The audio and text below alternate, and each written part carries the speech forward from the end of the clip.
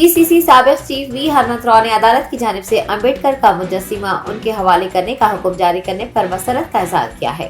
Congress party के headquarter Gandhi Bhavan में अदालत के इस फैसले के बाद पार्टी कायदीन ने जश्न मनाया। मीडिया के नुमाइंदों से बात करते हुए वी हरमत राव ने बताया कि अम्बेडकर मुजस्सिमे को नस्ब करने को लेकर उन्हें कई मुश्किलात का सामना करना पड़ा है और पुलिस ने मुजस्सिमे को अपनी तहवील में ले लिया था, ताहम अब अदालत ने मुजस्सिमा वापस करने का हुक्म दिया है। वीएच ने कहा कि अदालत के इस हुक्म पर वो इलेक्शन में जीत हासिल करने से भी ज्यादा खुशी महसूस कर रहे हैं। कांग्रेस सीनियर कायद ने सभी पार्टियों के कायदीन पर अम्बेडकर के मुजस्सिमे को पंजागुट्टा चौराहे पर नस्ब करने के लिए नई चीफ सेक्रेटरी से दरख्वास्त करने पर जोर दिया। बढ़िया काम हुआ जो बाबा साहब अम्बेडकर 2019 में जो पंजागुट्टा चौरास्ते में ऑलरेडी राजशेखर रेड्डी का स्टैचू था, उसके बाद जय भीम के पंजागुट्टे के बच्चे उनका स्टैचू 12 अप्रैल को लगाए रात में। 13 के सुबह में पुलिस वालों के सामने स्टैचू तैयार हुआ और 13 के सुबह में गवर्नमेंट ऑर्डर के वजह से उसको डिस्ट्रॉय करके पीस करके जवाहर डस्टबिन में डाल दिए। उसके बाद मुझे मालूम हुआ, पेपर में आया 14 तारीख के दिन, 13 को है तो 14 को आया था। 14 मालूम होते मैं वहाँ गया, यहाँ टैंक बंड पे अम्बेडकर को स्टैचू डाल के वहाँ गए तो लोग मर रहे, भाई हमारा भगवान चले गए। जब मैं वहाँ टेंट डाल के हंगामा करे तो उसमें मंदा कृष्णा मादी आया, रामलू नायक आया, बल्लू किशन आया, संध्या भी आई, ऑल पार्टी वाले आए। उसके बाद शाम में मेरे को अरेस्ट करके ले गए। दूसरे दिन मैं गया कॉर्पोरेशन के कमिश्नर से मिलने। मैं बोला क्यों निकाले ऑर्डर? मैं बोला फिर लगाते क्या? कैसा निकालते? बोलते तो 4th क्लास एम्प्लॉयज को सस्पेंड करे, that means government was accepted. उसके बाद फिर मैं 3 महीने के अंदर कलेक्टर करने गया, उन्हें बोला कोई ऑर्डर नहीं देते, हम कोर्ट का ऑर्डर है, उस आप लगाना है तो लगाओ, मगर हम ऑर्डर नहीं देते। बोले तो मामलापुरम से 18 जुलाई फिर लाया मैं नया 3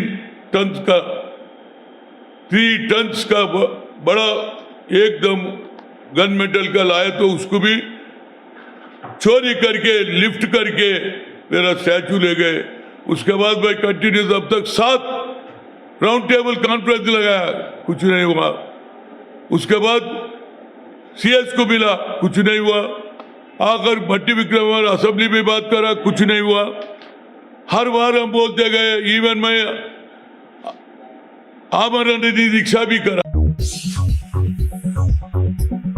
गुडी मलकापुर कॉर्पोरेटर डी करुणाकर गुज़िश्ता रात ब्रेन स्ट्रोक के सबब इंतकाल कर गए। तफसीलात के मुताबिक कल रात बीजेपी कायद को ब्रेन स्ट्रोक हुआ था और घर वालों ने उन्हें बंजारा हिल्स के सिटी न्यूरो अस्पताल में भर्ती करवाया था। डॉक्टरों ने बताया कि अस्पताल में दाखिल करने के फौरन बाद ही करुणाकर फौत हो गए। ये अफसोसनाक खबर फैलते ही पार्टी लीडर और उनके हामी खिराज अकीदत पेश करने के लिए अस्पताल पहुँच गए। मरकजी वजीर किशन रेड्डी, गोशा महल रुकने असम्बली राजा सिंह, मेयर अजीम तरबल्दी हैदराबाद, गदवाल विजय लक्ष्मी ने अस्पताल पहुंचकर उन्हें खिराज अकीदत पेश किया है। आपको बता दें कि डी करुणाकर ने गुडी मलकापुर डिवीजन से 3 मरतबा बतौर कॉर्पोरेटर जीत हासिल की थी।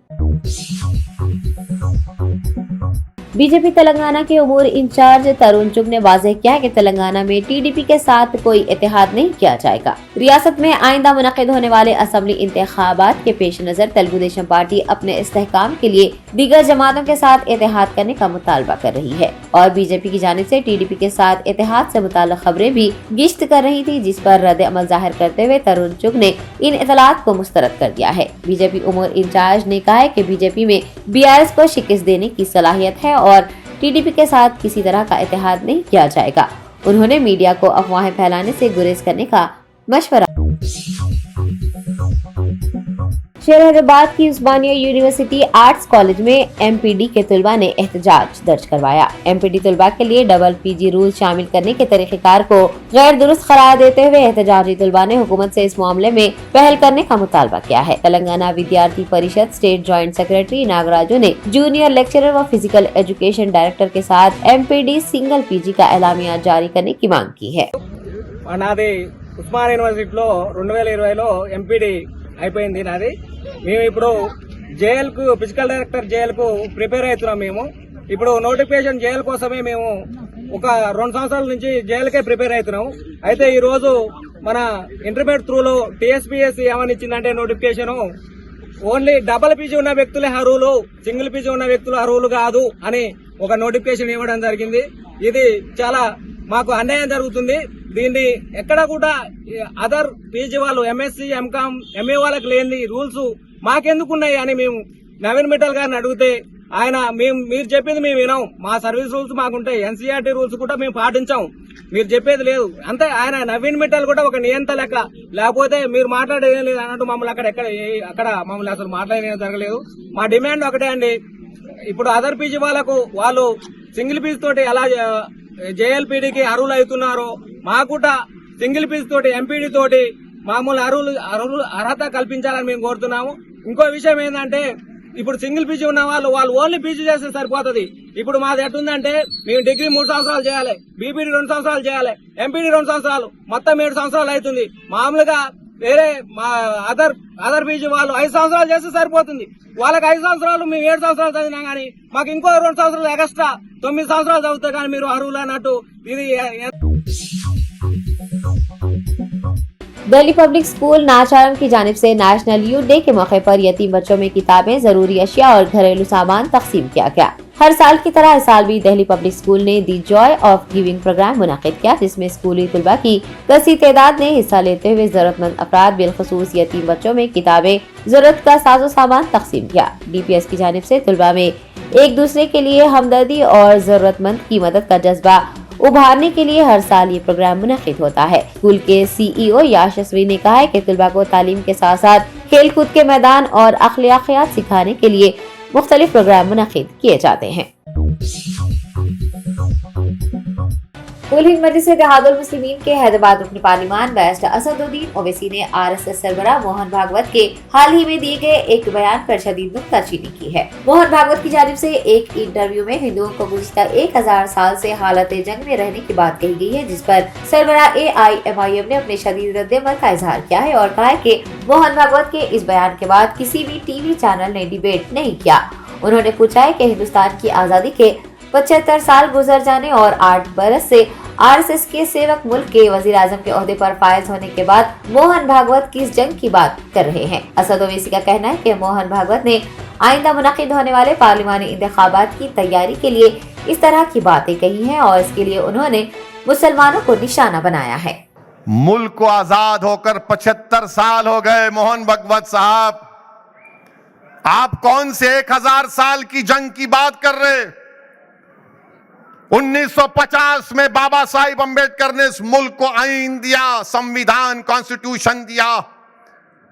अगर आप जंग कर रहे हैं तो आप संविधान के खिलाफ हैं।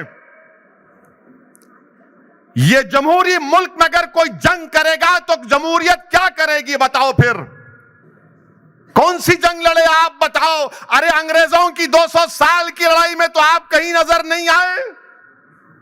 तुर्रेबाज खान नजर आया हैदराबाद में, मौलवी इस्माइल नजर आए, RSS तो नजर नहीं आई थी ना। मगर आप कौन सी जंग लड़ रहे बताओ हमको? क्या कोई टीवी वालों को पूछना नहीं चाहिए RSS वालों को बिठाकर, ये बताओ ये कौन सी 1000 साल की जंग है? मगर इसका जिक्र नहीं करेंगे। मेरे अजीज दोस्तों और बुजुर्गों, और मैं आपको RSS की तारीख बताऊंगा।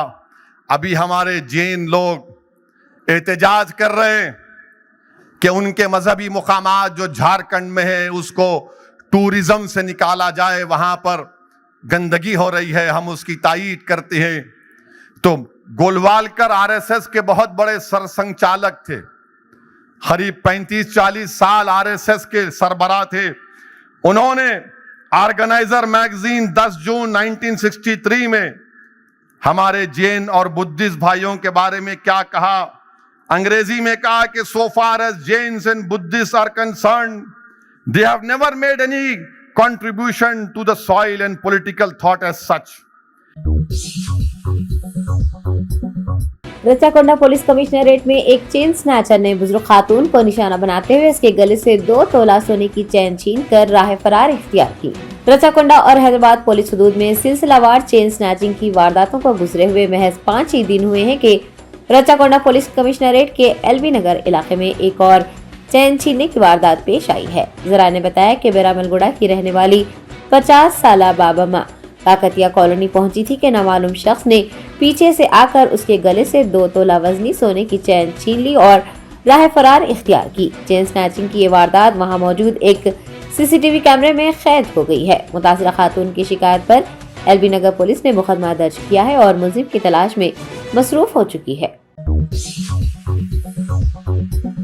वजीर इंफॉर्मेशन टेक्नोलॉजी के तारक रामाराव और महाराष्ट्र के वजीर आला एकनाथ शिंदे ने मुंबई में फार्मूला ई कार रेसिंग के काउंटडाउन इवेंट में शिरकत की। शहर हैदराबाद में 11 फरवरी को मुनक्किद होने वाली FIA एब फार्मूला ई आलमी चैंपियनशिप 2023 में सभी का खैर मकदम करते हुए KTR ने कहा कि दुनिया भर के कई ममालिक इस चैंपियनशिप की मेजबानी के ख्वाह थे, ताहम हैदराबाद का इंतखाब किया गया है और ये सिर्फ शहर हैदराबाद या रियासत तेलंगाना के लिए नहीं बल्कि पूरे हिंदुस्तान के लिए फख्र का बास है। आपको बता दें कि हुसैन सागर के करीब 11 फरवरी को इस रेस का इनेकाद किया जाएगा। 9 ममालिक की 11 टीमें 22 नई फार्मूला ई कारों में दौड़ लगाएंगी।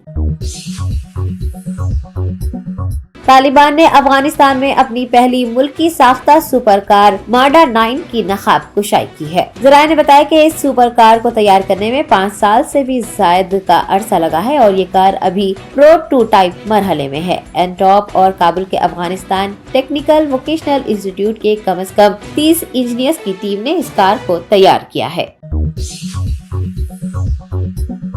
शहर हैदराबाद में सरकारी अस्पतालों में डिलीवरी के बाद 2 खवातीन फौत हो गई हैं। जुमा के रोज ये अफसोसनाक वाकया पेश आया है। खवातीन की अमवात के बाद लवाहिकीन में गम की लहर दौड़ गई है। खवातीन के रिश्तेदारों ने मलकपेट के सरकारी अस्पताल के रूबरू एहतजाज करते हुए इल्जाम लगाया है कि डॉक्टरों की लापरवाही के सबब मौत वाक़ई हुई है। बरहम रिश्तेदारों ने पुलिस में शिकायत दर्ज करवाते हुए खाती डॉक्टर्स के खिलाफ कार्रवाई का मुतालबा भी किया है। लवाहिकीन के मुताबिक डिलीवरी के बाद तबीयत बिगड़ जाने के बाद दोनों खवातीन को गांधी अस्पताल मुंतकिल किया गया था, जहां उनकी मौत हो गई। मुतासिरा खानदानों ने हुकाम से इंसाफ की मांग की है। నా భార్య డెలివరీ కోసానికి సోమవారం నాడు అడ్మిట్ చేసుకురు, మంగళవారం నాడు అబ్జర్వేషన్ పెట్టి బాగుందని చెప్పి బుధవారం నాడు డెలివరీ చేసారు 10:30కి.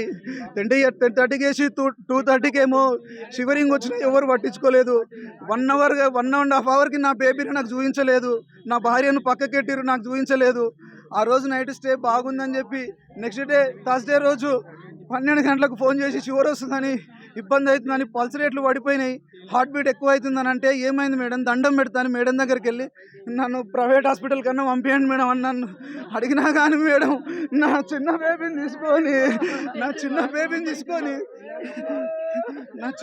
తీసుకొని నేను గాంధీ హాస్పిటల్కి పోతే ఆడవాళ్ళు ఏం చెప్పారంటే అమ్మాయికి ఆల్రెడీ డెంగీ ఫీవర్ ఉంది, ప్లేట్లెట్స్ పడిపోయినాయి, వాళ్ళు ఎట్లా సర్జరీ చేసిరు, అమ్మాయికి బ్లడ్ టెస్ట్లో 5 days బ్యాకే డెంగ్యూ ఫీవర్ ఉంది, వాళ్ళు ఎట్లా చేస్తారు, సర్జరీ డెంగ్యూ ఫీవర్ ఉన్నప్పుడు చేయొద్దు, ఎందుకు చేసిరు, లోపల క్లీన్ చేయలేదంట, ఉమ్మనీరు అట్లనే ఉంది, స్కానింగ్లో చూసిన నా పాప ఒక్క పాలకినా తాగలేదు నా అమ్మ కాడ, నాకు న్యాయం చేయాలి సార్, వారిని ఎవరో ఇడికి రమ్మనండి సార్.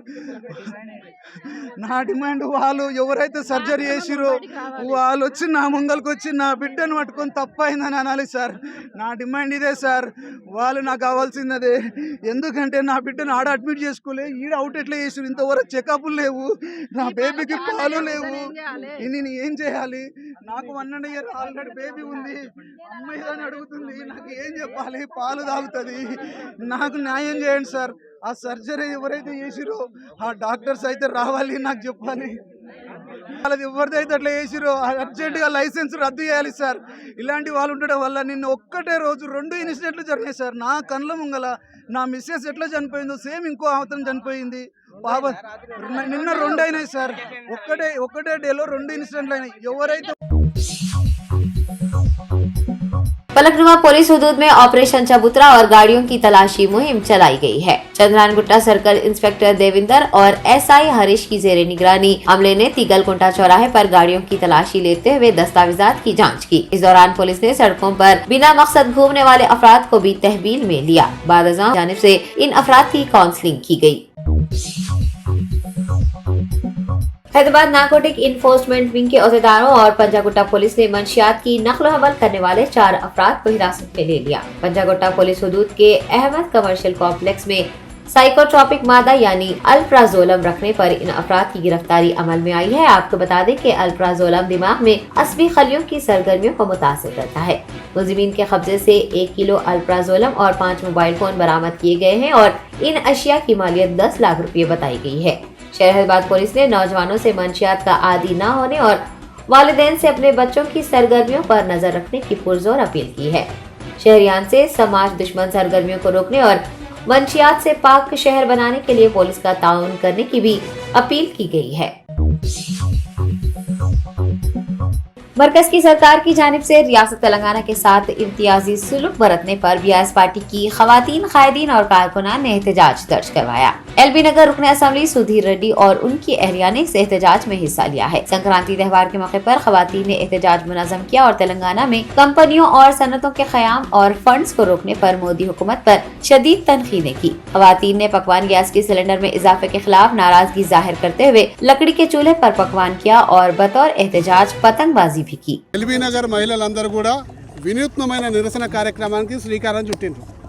ముఖ్యంగా మన దేశంలో జరుగుతున్న కార్యక్రమాలు, ముఖ్యంగా మన రాష్ట్రాన్ని వివక్షపూరితంగా చూస్తున్నందుకు నిరసన కార్యక్రమాన్ని ఈరోజు ఏర్పాటు చేశారు. మోదీ గారు చేస్తున్న వాగ్దానాలు, ఆయన ఆచరణలో పెడుతున్న విధానాలని ఈరోజు ఎండగడతానికి ఈ యొక్క కార్యక్రమానికి శ్రీకారం చుట్టడం జరిగింది. ఈరోజు మీ అందరికీ తెలిసిన విషయమే, మేక్ ఇన్ ఇండియా అని చెప్పేసి మోదీ గారు చెప్తున్నారు. మనం ఎగరేసే పతంగు చైనాలో తయారై ఇక్కడికి వస్తుంది. దాని మాంజా చైనాలో తయారవుతుంది. దేశ జాతీయ పతాకం చైనాలో తయారై ఇక్కడికి వస్తుంది. మరి మేక్ ఇన్ ఇండియాకి అర్థమైంది కేవలం ప్రజల్ని మోసం చేస్తానికే ఈ మేక్ ఇన్ ఇండియాని వాడుకుంటున్నది ఈ సందర్భంగా మనం చేసుకుంటాము. మా మహిళా సోదరి వాళ్ళందరూ కూడా పండగ సంతోషంగా జరుపుకోవాలి, కానీ పెరిగిన సిలిండర్ ధరను చూసి ఈరోజు బాధపడకుండా కట్టెల పొయ్యి మీద ఈరోజు అంతా పాయాసం కానీ ఈరోజు దానికి సంబంధించిన వంటకాలంతా కూడా ఈరోజు నిరసన వ్యక్తం చేసానికి ఇక్కడ ఏర్పాటు చేసింది. కట్టెల పొయ్యి మీద వండుతుండ్రు. అలాగే పెట్రోల్, డీజిల్, గ్యాసులు ధర పెరిగినందుకు ముగ్గుల రూపకంగా నిరసన వ్యక్తం చేస్తుండ్రు. మరి అలాగే మనకు వాగ్దానాలు ఎన్నో చేసిండు. బయ్యారం ఉక్కు కంపెనీ, కాజీపేట కోచ్ ఫ్యాక్టరీ, అలాగే మనకైతే హైదరాబాద్ నగరానికి పరిసర ప్రాంతాల్లో కిషన్ రెడ్డి గారు ట్వీట్ చేసింది ఏంటంటే, వరల్డ్ హెల్త్ ఆర్గనైజేషన్ వాళ్ళు ఇచ్చిన మనకు ఒక విద్యుత్తు ఇంటర్నల్ మెడిసిన్ యొక్క మనకు ప్రాజెక్ట్ని గుజరాత్కు తరలించకపోయినారు. కాబట్టి Telangana state planning board vice chairman B Vinod Kumar के हाथों एडवोकेट फोरम फॉर जस्टिस के कैलेंडर की इजराई अमल में आई है। बी विनोद कुमार ने कैलेंडर की रस्म इजराई तकरीब से खिताब करते हुए एडवोकेट फोरम फॉर जस्टिस की कारकर्दगी की सिताइश की और कहा कि हुकूमत तेलंगाना वुकला के साथ है और मुस्तकबिल में भी वुकला के साथ भरपूर ताउन करेगी। वक्फ बोर्ड के साबिक रुकन व एडवोकेट अलहाज मौलवी वहीद अहमद वो दीगर ने इस प्रोग्राम में हिस्सा लिया। कबल अज़ीब बी विनोद कुमार को वुकला ने तहनीत भी पेश की। पहाड़ी शरीफ पुलिस हदूद के इलाके जलपल्ली से एक नायाब नस्ल के सांप को बचाया गया है, जिसकी कीमत 25 करोड़ रुपए बताई गई है। एनिमल वेलफेयर ऑफिसर सैयद तकी अली रजवी ने पहाड़ी शरीफ पुलिस की मदद से डबल इंजन स्नेक को रेस्क्यू किया है। बताया गया कि इस सांप की कीमत 25 करोड़ रुपए है और ज्यादा पैसों की लालच में इस सांप को जंगलाती इलाकों से पकड़ा जा रहा है। आपको ये भी बता दें कि डबल इंजन स्नेक को रेड सैंड बोआ भी कहा जाता है और सांप से मुताल्लिक ये कहा जाता है कि इस सांप को पूजने या इसे अपने पास रखने पर दौलत हासिल होती है। कुल हिंद मजलिस इत्तेहादुल मुस्लिमीन की कामयाब नुमाइंदगी के बाद महकमा फौज में भर्ती के लिए आने वाले उम्मीदवारों के लिए ताम और मोबाइल टॉयलेट की सहूलियात मुहैया करवाई जाएंगी। हल्के कारवान के बापू घाट लंगर हाउस में आर्मी रिक्रूटमेंट ड्राइव मुनाकिद की जा रही है। इस प्रोग्राम में हिस्सा की फराहमी के लिए AIMIM की जानिब से नुमाइंदगी की गई है, जिस पर मुताल्लिका हुकाम ने रजामंदी जाहिर की है। सहूलियात की फराहमी के लिए सभी उम्मीदवारों ने सरबराह कुल हिंद मजलिस इत्तेहादुल मुस्लिमीन बैरिस्टर असदुद्दीन ओवैसी से इजहार तशक्कुर किया है। कारवान MLA कौसम मोहिउद्दीन इस सिलसिले में हुकाम के साथ ताउन करेंगे। हम उत्तर प्रदेश से आए हुए हैं, हमारा आर्मी का एग्जाम है जो कि 15 तारीख को, हम 3 दिन पहले आए हुए हैं और यहाँ पे थोड़ा लाइट वाइट की व्यवस्था, टेंट वेंट का कुछ नहीं था, हम चौड़े में सो रहे थे और जो उस दिन ओवैसी साहब के कार्यकर्ता हैं इन्होंने हमारे लिए ये सुविधा की, खाने के लिए भोजन दिया, इनका बहुत बहुत धन्यवाद। कौशल MLA साहब ने ये करवाया है, इनका बहुत बहुत धन्यवाद, भगवान इनको खुश रखे। हल्का असम्बली याकुतपुरा के AIMIM रुकन असम्बली सैयद अहमद पाशा खादरी ने मुख्तलिफ इलाकों का पैदल दौरा किया और अवामी मसाइल दरियाफ्त किए। बैरिस्टर असदुद्दीन ओवैसी सदर कुल हिंद मजलिस इत्तेहादुल मुस्लिमीन की हिदायत पर सैयद अहमद पाशा खादरी ने कॉर्पोरेटर वासे और सोहेल खादरी के हमरा रहमत नगर और मुर्तजा नगर का दौरा किया। अपने दौरे के मौके पर उन्होंने बल्दी बरखी व आबरसानी मसाइल से वाकफियत हासिल की और रहमत नगर में सड़कों के तामीरी कामों का मुआयना भी किया। इस मौके पर पार्टी के सीनियर कायदीन व दीगर उनके हमरा मौजूद थे। सत्तरटी डिवीजन के कॉर्पोरेटर सोहेल खादरी साहब के साथ आज ये सभा होटल अमान नगर के पास दौरा किया गया। यहाँ पे एक SW ड्रेन का काम चल रहा है, बहुत देरीना मसला था और तकरीबन रहमत नगर के इलाके में पूरे गोडाउन का काम मुकम्मल हुआ, तो तमाम कामों का मुआयना किया गया, SW ड्रेन का भी काम किया गया। इसके बाद यहाँ पर रोड पड़ेंगी जरा रहमत नगर उसके अतराफ के हिस्से में बहुत ज़्यादा काम रोडों के, नालियों के, मोरियों के हुए हैं। अब थोड़े बहुत काम अभी बाकी है, इंशाल्लाह 2-4 महीने में अभी मुकम्मल हो जाएंगे। जरा कॉर्पोरेटर साहब की खुसूसी दिलचस्पी मेहनत से नकीब मिल्लत बैरिस्टर असदुद्दीन इंसाफ सदर पार्लियामेंट की नुमाइंदगी पर जितने मंजूरा काम हुए वो तेजी के साथ यहाँ पर कर रहे हैं। इंशाल्लाह और भी काम बाकी है, वो भी काम फौरी शुरू करेंगे, उसकी तकमील करेंगे ताकि इस इलाके के आवाम को सहूलत पहुँचे। शुक्रिया। तेलंगाना अक़लियती मालियती कॉरपोरेशन के साबिक़ जनरल मैनेजर सैयद विलायत हुसैन ने दरगाह हजरत अमरुल्लाह शाह रहमतुल्लाह अलैह और दरगाह ज़ोहराबी रहमतुल्लाह अलैह के मुतवल्ली लियाकत हुसैन रिजवी को मुअत्तल करने का मुतालबा किया है। मीडिया के नुमाइंदों से बात करते हुए सैयद विलायत हुसैन ने बताया कि मुतवल्ली लियाकत हुसैन रिजवी दोनों दरगाहों अमरुल्लाह रहमतुल्लाह अलैह और ज़ोहराबी रहमतुल्लाह अलैह में गैर कानूनी सरगर्मियों में मुलविस है और माजी में भी उन्होंने लियाकत हुसैन के खिलाफ साबिक़ वक्फ बोर्ड चेयरमैन मोहम्मद सलीम से शिकायत की थी, ताहम उनकी शिकायत को नजरअंदाज कर दिया गया।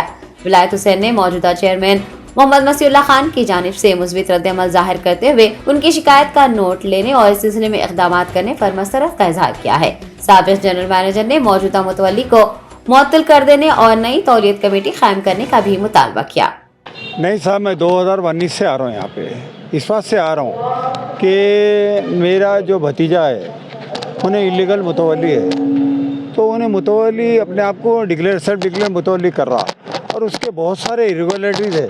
उसके बाद से सलीम साहब के दौर में मुसलसिल एप्लीकेशन देते आया मैं, मगर यहाँ कोई एक्शन नहीं हुआ। अल्हम्दुलिल्लाह जब से ये बोर्ड आया है और इन्होंने चेयरमैन साहब मसीउल्लाह खान साहब आए हैं, ये 8 महीने से कुछ ना कुछ कार्रवाई हुई है।